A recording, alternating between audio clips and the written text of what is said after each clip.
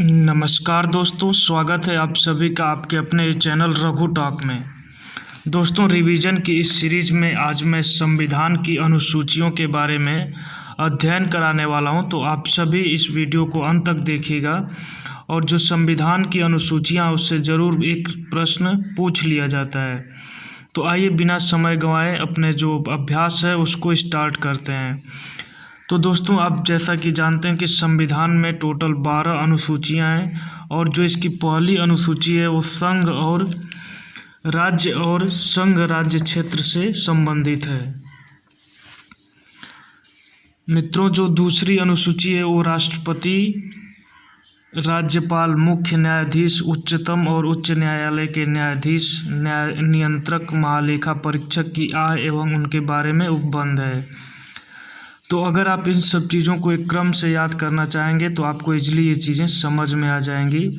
जैसे जो पहली अनुसूची है तो जाहिर सी बात है वो राज्य और संघ राज्य क्षेत्र के लिए है। दूसरी अनुसूची जो बनाई गई है वो जो प्रमुख संवैधानिक पद हैं उनकी आय और उनके बारे में उपबंधित है।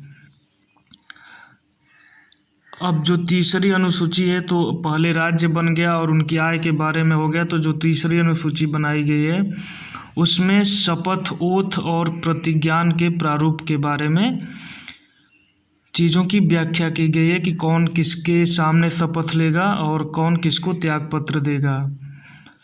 और दोस्तों, जो चौथी अनुसूची है वो राज्यसभा में स्थानों का आवंटन इससे संबंधित है। पांचवी अनुसूची आप देख सकते हैं कि पांचवी अनुसूची जो है अनुसूचित क्षेत्रों और अनुसूचित जनजातियों के प्रशासन और नियंत्रण के बारे में उपबंधित है। छठी अनुसूची जो है ये प्रश्न बार बार एग्जाम में पूछा जाता है। जो छठी अनुसूची है वो असम, मेघालय, त्रिपुरा, मिजोरम और अरुणाचल प्रदेश राज्यों के जनजातीय क्षेत्रों के प्रशासन के बारे में उपबंधित है।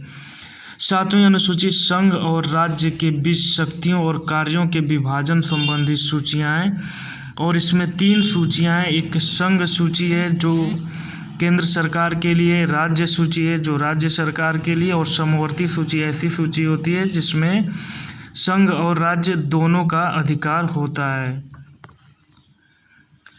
अगेन देखते हैं 8वीं अनुसूची संविधान द्वारा मान्य 22 भारतीय भाषाओं की सूची है। तो 8वीं अनुसूची भी बार बार पूछी जाती है कि 8वीं अनुसूची किससे संबंधित है। तो 8वीं अनुसूची जो 22 भाषाएं हैं उससे संबंधित है। 9वीं अनुसूची आप देख सकते हैं कि 1951 में पहले संशोधन से जोड़ी गई। इसमें भूमि स्वामित्व, भूमि कर, रेलवे, उद्योग संबंधी अधिनियम और आदेश उपबंधित हैं। 10वीं अनुसूची जो है वो 1985 में 52वें संविधान संशोधन से जोड़ी गई और ये दल परिवर्तन के बारे में, निर्भरता के बारे में 10वीं अनुसूची है। आप उसको याद कर सकते हैं कि 10वीं अनुसूची 1985 में 52वें संविधान से जोड़ी गई और जो दल बदल के कानून से संबंधित है। 11वीं अनुसूची जो है 1992 में 73वें संविधान से जोड़ी गई और ये पंचायती राज संबंधी से उपबंधित है। तो ये भी प्रश्न बार बार पूछा जा सकता है कि जो पंचायती राज व्यवस्था है वो किस अनुसूची से संबंधित है। तो 11वीं अनुसूची से संबंधित है। और अगेन जो 12वीं अनुसूची है 1992 में 74वें संविधान संशोधन से जोड़ी गई और ये अनुसूची जो है शहरों में जो नगर पालिका होती है उससे संबंधित अनुसूची है।